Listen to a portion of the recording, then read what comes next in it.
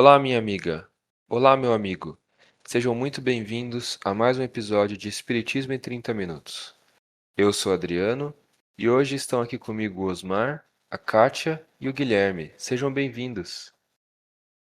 Olá, queridos amigos que nos acompanham no nosso podcast, nossos amigos ouvintes. É uma grande alegria estarmos juntos novamente. E é também aí, Adriano, Kátia, Guilherme, uma grande alegria podermos compartilhar desses momentos de reflexão e de aprendizagem da doutrina espírita.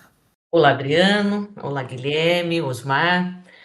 Quero deixar um carinho especial aí aos nossos ouvintes aí do podcast que nos acompanham, que estão mandando aí as suas dúvidas através do e-mail, e dizer do carinho que tenho por todos eles que, de alguma maneira, participam conosco desse estudo, né? Que esse estudo possa se prosperar e que a gente possa formar laços aí de amizades. Olá a todos, companheiros do canal, olá os ouvintes. Prazer também estar aqui com vocês para mais um dia, para mais 30 minutos de muito aprendizado. Nós conversamos nos últimos dois episódios sobre os laços familiares, né? E hoje nós vamos conversar um pouquinho sobre um tema que é bastante importante na doutrina espírita, que é o perispírito. E para a gente começar esse diálogo, queria perguntar para vocês: por que o perispírito é um conceito tão fundamental para compreender o espiritismo em si? Então, a gente sempre comenta que tudo que nós aprendemos na doutrina não é uma invenção da doutrina, não é uma invenção de Kardec, nem da espiritualidade, né? Está na natureza, é criado por Deus. Então, nada do que está na doutrina, reencarnação, né, lei de causa e efeito, mediunidade, a questão do perispírito, não é uma invenção de Kardec, não é uma invenção dos espíritos, está na natureza. Se está na natureza, Jesus, de alguma maneira, se refere a todas essas questões. E a ciência também. Então, hoje, nesse episódio, nós vamos falar um pouco sobre isso, né? Sobre essa realidade que é o perispírito, provado pela ciência e pelas aparições de Jesus, pelos fenômenos que Jesus realiza e pela mediunidade em si, né? Porque você tem provas com fotografias, inclusive, do perispírito. E ele é base fundamental para o conceito de reencarnação, para o mecanismo da reencarnação e da própria mediunidade, né? Então, por isso que ele é um conceito importante da gente entender, porque ele participa da vida do espírito, né? Ele é o intermediário entre nós, espíritos, que somos, e o nosso corpo, né? Então, ele é semimaterial e ele é uma interface entre os dois planos da vida, o material e o espiritual. E como que o Kardec define o perispírito? Justamente como o intermediário, o liame, né, o laço que liga os dois planos. A gente vai falar daqui a pouquinho da origem dele, né, que é também matéria, porque também é derivado do fluido cósmico universal. Então, Kardec traz essa definição. O ser humano é um ser que tem, é um ser espiritual que tem um corpo espiritual ou fluídico, né, que é o perispírito, e o corpo físico. Então, essa é a definição de Kardec. Acho que uma coisa muito interessante, como o Osmar falou, né, é que nada disso é uma invenção do espiritismo, né? Não é uma invenção da espiritualidade. Tudo isso sempre existiu. E isso a gente vê presente também em outras doutrinas, né, em outras filosofias, né, como por exemplo, para muitos, né, existe aquela ideia de um corpo astral, né, uma, é, é, vamos dizer assim, o mesma matéria, o mesmo sentido, né, para coisa, mas com denominações diferentes. Então, eu acho que isso que é interessante, porque esse princípio do perispírito, ele já se faz presente até mesmo, né, na ciência. Então, isso é muito importante, né, para reforçar até mesmo o que a própria doutrina vem dizer, vem especificar. E acho que é importante também a gente pensar assim, o quanto nós somos complexos, né? Então, nós como seres, nós somos espírito, perispírito e matéria, né? Corpo físico. E tudo isso somos nós. Porque às vezes a impressão de que as pessoas têm é que assim, eu sou o corpo, o meu espírito está lá longe, né? Então o perispírito fica ligando, me ligando, ligando o meu corpo a esse espírito. Não, é tudo num só, né? Então nós somos corpo, perispírito e espírito. Então há uma complexidade nisso. Por isso que é importante nós conhecermos, porque senão ou nós vivemos só na matéria, vivemos como corpo, que se nós estamos estudando o espiritismo, nós entendemos que isso não é a maneira mais correta de do ser encarnado na Terra, pensar que é só um corpo, né, sabendo que tem uma ligação com o plano espiritual, e ele pode, na verdade, tendo todo esse conhecimento, a gente pode otimizar a nossa própria existência, né. Então, espírito, e aí acho que vale a pena a gente retomar o que Kardec, né, os espíritos definem para Kardec espírito. Então, lá na questão 76 do Livro dos Espíritos, Kardec pergunta, né, como podemos definir os espíritos? E ele fala assim: podemos dizer que os espíritos são seres inteligentes da criação. Eles povoam o universo além do mundo material, né? Então, eles povoam o universo quando encarnado, está aqui com um corpo, né? Mas ele pode estar encarnado ou desencarnado, né? Então, povoa o universo. Aí ele diz assim, uma nota, né? A palavra espírito é que é empregada para designar os seres extracorpóreos, e não mais o elemento inteligente universal. E aí, acho que vale a pena também a gente falar um pouquinho na questão, o Adriano já fez a pergunta, né? O que é o perispírito? Eu quero indicar aos nossos ouvintes aí, ah, na Gênese existe um capítulo denominado Os Fluidos, capítulo 14, que ele vai falar sobre os fluidos e especificamente sobre perispírito. E lá no perispírito ele começa dizendo assim: o perispírito, ou corpo fluídico dos espíritos, é um dos produtos mais importantes do fluido cósmico, que o Osmar já falou, né? Então, provém do fluido cósmico. Ele é semimaterial, como o Osmar falou. É uma condensação desse fluido em torno de um foco de inteligência, o espírito, né? Já vimos que o corpo carnal tem igualmente seu princípio nesse mesmo fluido, né? Fluido cósmico universal, transformado e condensado em matéria tangível, denso. No perispírito, a transformação molecular se opera diferentemente, pois o fluido conserva sua imponderabilidade e suas qualidades etéreas. Então, menos denso. O corpo perispiritual e o corpo carnal, pois, têm sua fonte no mesmo elemento primitivo. Um e outro são matéria, embora sob dois estados diversos. Um mais denso, outro, ele fala da imponderabilidade. Isso somos nós, né? Isso sou eu, você, o ouvinte, o Adriano, o Guilherme, o Osmar. E como que. O que é mais importante nós sabemos, né? Então, temos a definição, mas o importante é saber o que isso traz para nós como benefício, ou como que eu posso otimizar a minha existência sabendo de tudo isso, né? Então, como nós vivemos nesse mundo material, sabendo que eu sou corpo, perispírito e espírito. E é sobre isso que a gente vai estar falando hoje. Pensando que ele é fluídico, né? Então, se ele é fluídico, ele é sensibilizável, vamos dizer assim, por tudo que é fluídico e energético. Então, a origem do perispírito, né, como a Kátia lembrou, é o fluido cósmico universal. Então, ele é matéria também, né? Então, lembrando lá da questão 27 do Livro dos Espíritos, Kardec diz então que há três elementos gerais no universo: Deus, o Espírito e a matéria. Deus é o Criador, inteligência suprema, causa primária de todas as coisas, e espírito e matéria. Então, matéria ele vai denominar a matéria primitiva de fluido cósmico universal. que deriva toda a matéria do universo, tanto a nossa aqui na nossa dimensão, né, nas 3 dimensões que nós vivemos, como nas outras várias dimensões do universo. Então, o mundo espiritual é matéria também, mas matéria mais sutil, matéria em outras dimensões, que aliás também é um conceito científico, né? E o perispírito está nesse meio, vamos dizer assim, né? Ele se comunica tanto com a dimensão mais fluídica, mais sutil, quanto com a mais densa, que é o corpo físico.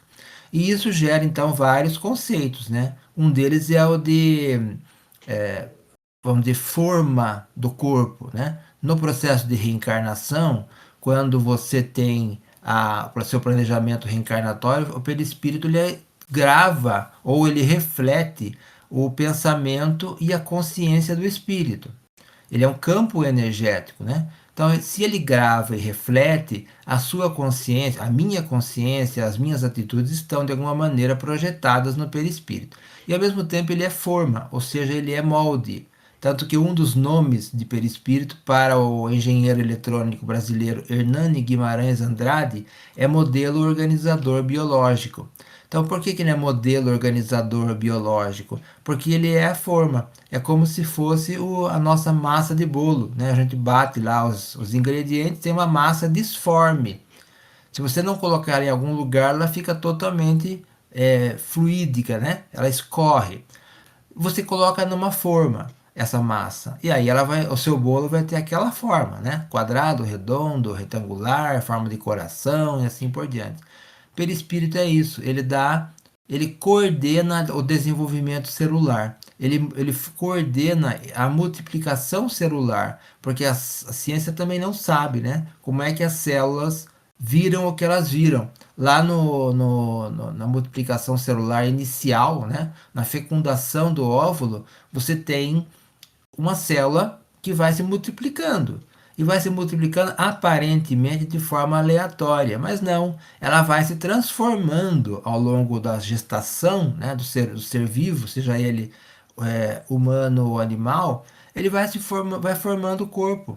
Então, como que a célula sabe onde ela vai, para onde ela vai, o que ela vai se transformar em olho, em cabelo, em dente, né? E há um estudo sobre isso que a doutora Marlene Nobre exibiu no fórum promovido pela USP em 97 de cientistas russos, né? Os irmãos Igor e Grishka Bogonov, que está publicado na Folha Espírita de dezembro de 97, mostrando que uma única célula, para funcionar, precisa de 2.000 enzimas. E a reunião dessas enzimas de forma aleatória é matematicamente 1 × 10⁻⁻⁻, a chance, né, das enzimas se reunirem de forma aleatória. Então esses cientistas acham que deve ter alguma coisa que conduz as enzimas a se formarem, a se unirem, né? Eu penso nas enzimas como se fossem tijolinhos de uma parede. Então você tem, quando você vai construir uma parede, você tem lá todos os tijolos empilhados, né? Fica fácil de você pegar os tijolos e ir construindo. A enzima é isso. Agora você imagine ter um tijolo aqui, um tijolo no outro quarteirão, um tijolo na outra cidade. Então a chance de você construir a parede é muito menor. É isso. Então quem coordena isso? Quem junta essas enzimas? Quem coordena a formação da célula e depois a multiplicação celular? É o perispírito.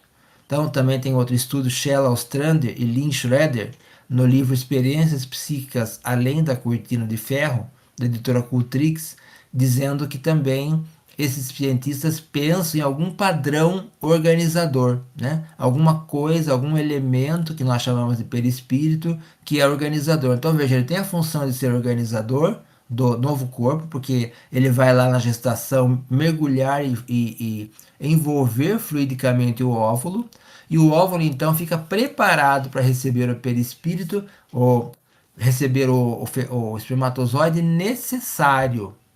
Isso é interessante, né? Porque na gestação tem aquela corrida dos espermatozoides, né? E não é o primeiro nem o segundo que fecunda o óvulo, é aquele que o óvulo aceita.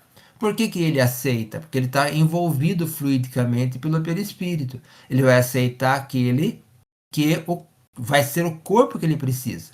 Então tá feita a forma, né? A forma é isso. Ele é uma chave, o óvulo, é uma fechadura que tem que ter uma chave. Essa chave é o espermatozoide que o óvulo aceita. Aceita porque ele está envolvido magneticamente e fluidicamente. Então não existe acaso na gestação, na formação de um corpo. É o perispírito que está ali administrando isso, né? Então, e como o perispírito tem os registros de memória das nossas atitudes, as eventuais dificuldades e limitações são da minha consciência, estão se projetando no corpo, né? Então, da minha consciência, pensamento, memória, no perispírito. Do perispírito, porque ele é a forma, para o corpo. Então, isso explica a formação do corpo e, eventualmente, com defeitos, né? Deficiências, limitações, problemas, dores, porque são necessidades espirituais. Não existe acaso. E nesse contexto, o perispírito ele existe só nesse processo de reencarnação e de encarnação? Ou na vida espiritual a gente também mantém o perispírito? Esse também é uma dúvida que as pessoas têm, né? Quando desencarno, o que que vai? O meu perispírito fica? O meu perispírito vai, né? Ele tem que estar presente no corpo, ele tem que ser, ele é inerente, ele é elemento indispensável do espírito, né? Kardec, inclusive, diz no Livro dos Médiuns, na questão 54, que o espírito, em qualquer de seus graus, sempre tem um perispírito. Então, o perispírito é inerente, ele é necessário estar sempre presente, porque ele é um campo energético, é uma projeção do espírito, né? E ele, como ele é um campo, ele acompanha a evolução do espírito. E isso, inclusive, explica a evolução do corpo físico da humanidade, né? Da evolução das espécies e da humanidade. Por quê? Porque, veja bem, se você tem um perispírito que acompanha o espírito no mundo espiritual, né? Então, quando você tem lá os espíritos vivendo no mundo espiritual, todos com o seu perispírito, né? Um vê o outro, porque cada um tem o seu perispírito e você enxerga o perispírito do outro. Esse perispírito reflete pensamento, sentimento, atitudes do espírito. Então ele tem uma certa configuração. Como o espírito melhora, progride, o seu perispírito também progride, fica mais sutil, mais leve. E ele vai reencarnar. Quando ele vai reencarnar, ele vai melhorar a conformação do corpo físico, porque ele está melhor. Então ele vai coordenar elementos genéticos melhores. Com isso, melhora o corpo. Então isso é a evolução. A evolução se dá do perispírito, do espírito para o corpo físico. Então, quem promove a evolução da humanidade em termos físicos e morais, né, é o espírito. É o espírito com o seu pensamento e sentimento que se melhoram moralmente, aí melhorando o perispírito porque ele reflete isso, o perispírito vai coordenar a formação gestacional, né, genética e vai melhorar o corpo. Então, o perispírito é parte integrante do espírito em qualquer de seus graus. É claro que vai ficando mais sutil na medida em que o espírito progride. Então, Jesus tem um perispírito? Tem, mas muito sutil, que nós não conseguimos imaginar. Por isso que ele faz coisas que são chamadas de milagres, porque são muito acima da nossa condição ainda humana. Isso está no capítulo 15 do livro A Gênese, né, os milagres do Evangelho, em que Kardec fala da superioridade da natureza de Jesus, ou seja, essa natureza é moral. Então o perispírito dele é muito sutil, capaz de realizar fenômenos que nós, como não compreendemos, chamamos de milagres. E aliás, Kardec fala dos milagres também na Gênesis, dizendo que são realizados porque estão na natureza, fazem parte da natureza, mas para seres espirituais mais elevados. Na verdade, nós, encarnados, a nossa constituição física, os elementos químicos são os mesmos, né? Todos nós. Mas a constituição íntima do perispírito não é idêntica em todos os espíritos encarnados aqui na Terra, né? Por quê? Exatamente o que o Osmar falou. Depende da condição moral desse espírito. Então, como é o espírito. E nós já falamos em programas passados da questão do planejamento reencarnatório, né? Então, lá no mundo espiritual, nós fazemos o nosso planejamento. E a partir desse planejamento, como espírito, isso eu já coloquei hoje, né, no programa falando que nós somos espírito e perispírito. Então, no perispírito fica gravado, né, toda a nossa memória também, né, de perispírito e espírito, fica gravado. Quando eu reencarno, então é como se fosse um plug. Por isso, o Osmar estava falando de 1 vezes 10 elevado a 1000, para acontecer todo esse, se pudesse, né? Esse modelo organizador biológico. Na verdade, é o perispírito que já vem todo preparado para fazer essa organização, né? E aí, eu queria citar também, lá no Pensamento e Vida, é falado o seguinte, ó, no capítulo 11: na câmara uterina, o reflexo dominante de nossa individualidade impressiona a chapa fetal, ou conjunto de princípios germinativos que nos forjam os alicerces do novo instrumento físico, selando-nos a destinação para as tarefas que somos chamados a executar no mundo em certa cota de tempo. Até o tempo, tem o tempo já combinado. Então, agora faz sentido essa questão do planejamento reencarnatório, né? Então, já quando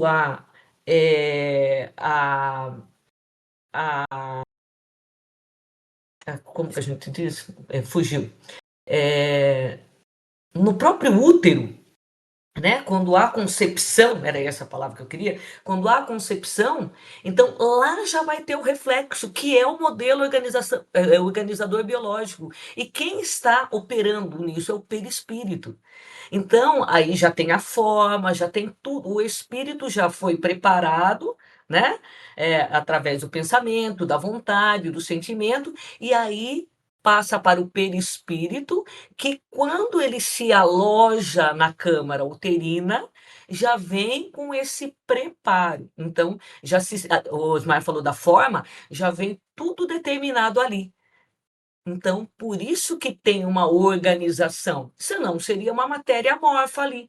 Ela não conseguiria formar um ser humano.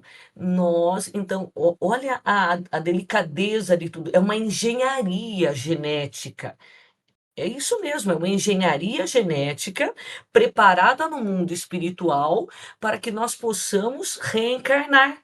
Então, não é um processo fácil uma reencarnação.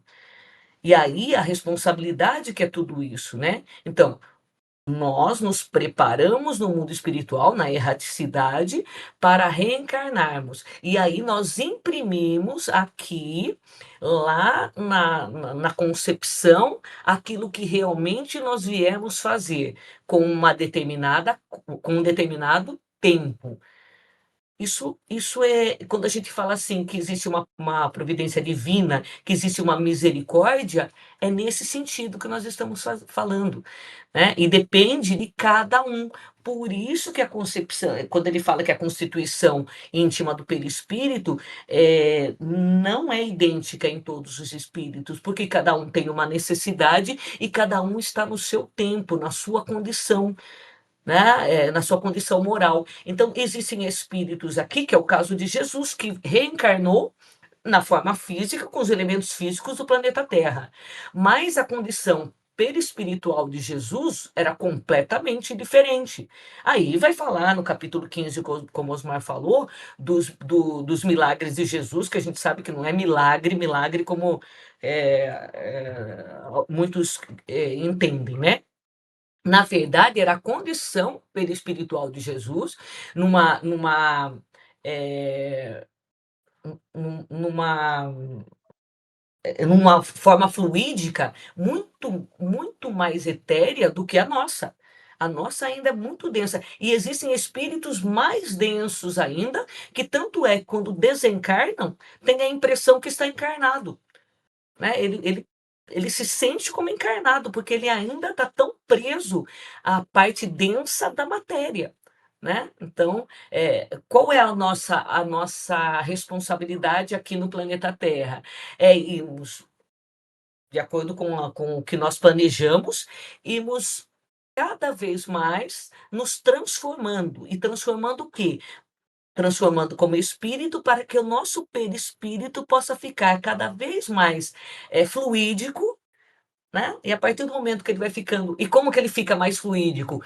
Com a minha condição moral. Eu vou me modificando moralmente e aí eu fico menos denso. Inclusive, Kátia, esse pensamento, o nosso pensamento pode modificar as qualidades do corpo através do perispírito, né? Porque com o pensamento mais elevado, eu me equilibro fluidicamente. Então, eu equilibro meu perispírito e meu corpo. E com reclamação, com críticas, com condenação ao outro, né? Falando mal com maledicência, eu gero fluidos inferiores, pesados e densos para a minha mente, para o meu perispírito e, consequentemente, para o meu corpo. Então, veja como aquele vigiar e orar de Jesus é perfeito, porque vigiar e orar os pensamentos, os seus pensamentos e sentimentos, para que não te prejudiquem, para que os seus pensamentos sejam mais equilibrados, portanto, o seu perispírito mais equilibrado e o seu corpo, a sua saúde, né, mental e orgânica.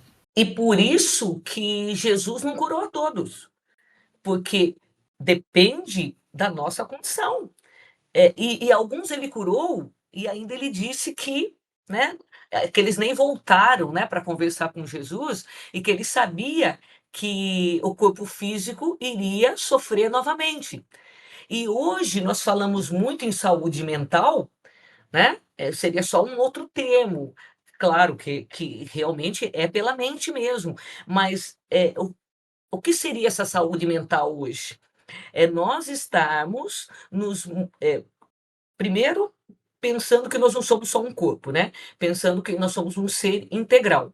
E cuidando da saúde mental para que o nosso corpo físico não sofra, né, as doenças que nós falamos que são doenças psicossomáticas. Então, hoje a gente já começa, e a própria medicina começa a compreender a necessidade de nós não é só pegar, olha, eu estou com um problema no estômago, eu vou lá e vou fazer um tratamento para o estômago. Nós sabemos que existe uma causa, né? E nós temos que tratar a causa. E qual é a causa? É esse pensamento desalinhado que vai adoecendo. E às vezes o corpo perispiritual está doente e traz essa doença para o corpo material, né? Ou então, a matéria leva a doença ao corpo perispiritual. Isso acontece. Então, qual é a nossa tarefa? É nós nos curarmos, e não só corpo físico, curar corpo perispiritual, porque se a gente puder, né, não é o caso, nem todo mundo tem essa condição, mas se nós pudéssemos ver o nosso corpo perispiritual, nós iríamos perceber manchas no nosso corpo perispiritual. Às vezes dessa existência, às vezes de outras existências, né? E essas manchas precisam ser curadas para que, eu estava falando da condição fluídica, né? Para que a gente seja menos denso, nosso corpo perispiritual fique menos denso, nós precisamos curá-lo. E nós vamos curar a partir do momento que nós mudarmos os nossos pensamentos e as nossas ações. Osmar falou lamentação, reclamação, né? Pensamentos negativos nos adoecem, né? E adoece o nosso corpo perispiritual. Então, a responsabilidade de nós cuidarmos da nossa mente, do nosso pensamento. Quero deixar aqui uma frase para a gente refletir para o próximo episódio, que eu acho que a gente vai precisar fazer mais um, né, sobre o perispírito, que é uma frase do Chico, de Chico Xavier, no livro Aprendendo com o Chico Xavier. Ele diz: o corpo humano assume com os nossos delitos o mesmo papel de um mata-borrão com a tinta, grava-os e os absorve, para que possamos nos recuperar dos males cometidos. Até para explicar o que é mata-borrão, que acho que tem gente que não sabe, a gente pode falar isso no próximo episódio, né? Bom, pessoal, a gente está chegando ao fim de mais um episódio. Queria agradecer a vocês pelo diálogo e pelas instruções.